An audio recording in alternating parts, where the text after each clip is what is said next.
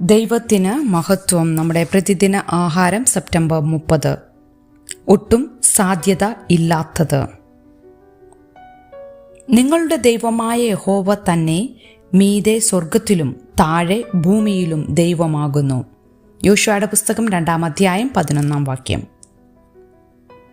മിന്നുന്ന ആസ്റ്റൺ മാർട്ടിൻസും മറ്റ് ആഡംബര സ്പോർട്സ് കാറുകളും ശരവേഗത്തിൽ പായിക്കുന്ന സാധാരണ ജീവിതത്തിൽ കാണാത്ത ഡ്രൈവർമാരായ ചാരന്മാരെ ഹോളിവുഡ് നമുക്ക് നൽകുന്നു.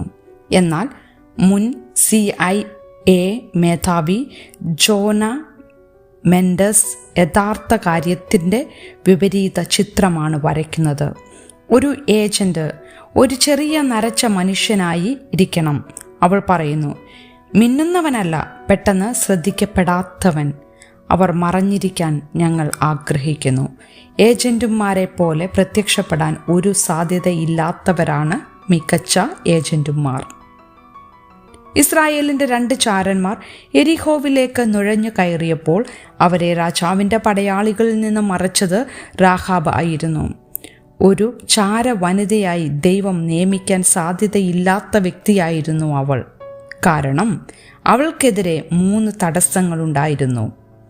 അവൾ ഒരു കനാനിയയും ഒരു സ്ത്രീയും ഒരു വേശ്യയുമായിരുന്നു. എന്നിട്ടും രാഹാബ് ഇസ്രായേലിയരുടെ ദൈവത്തിൽ വിശ്വസിക്കാൻ തുടങ്ങിയിരുന്നു. നിങ്ങളുടെ ദൈവമായ യഹോവ തന്നെ മീതെ സ്വർഗത്തിലും താഴെ ഭൂമിയിലും ദൈവമാകുന്നു. അവൾ ദൈവത്തിൻ്റെ ചാരന്മാരെ മേൽക്കൂരയിൽ ചണത്തണ്ടുകൾക്കിടയിൽ ഒളിപ്പിച്ചു. അവരെ രക്ഷപ്പെടാൻ സഹായിച്ചു. അവളുടെ വിശ്വാസത്തിന് ദൈവം പ്രതിഫലം നൽകി. രാഹാബ് എന്ന വേശ്യ ഒളിപ്പിച്ചതുകൊണ്ട് യോശുവ അവളെയും അവളുടെ പിതൃഭവനത്തെയും അവൾക്കുള്ള സകലത്തെയും ജീവനോടെ രക്ഷിച്ചു.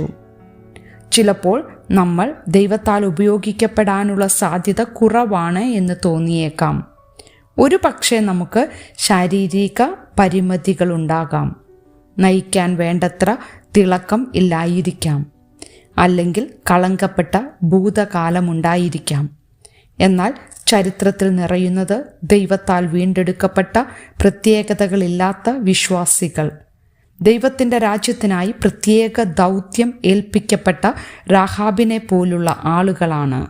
ഉറപ്പുണ്ടായിരിക്കുക, നമ്മിൽ ഒട്ടും സാധ്യതയില്ലാത്തവരെക്കുറിച്ചു പോലും ദൈവിക ഉദ്ദേശങ്ങൾ ദൈവത്തിനുണ്ട്. ചിന്തിക്കുക, ഏതു വിധത്തിലാണ് നിങ്ങൾക്ക് പിൻനിരയിലാണ് എന്ന് തോന്നുന്നത്?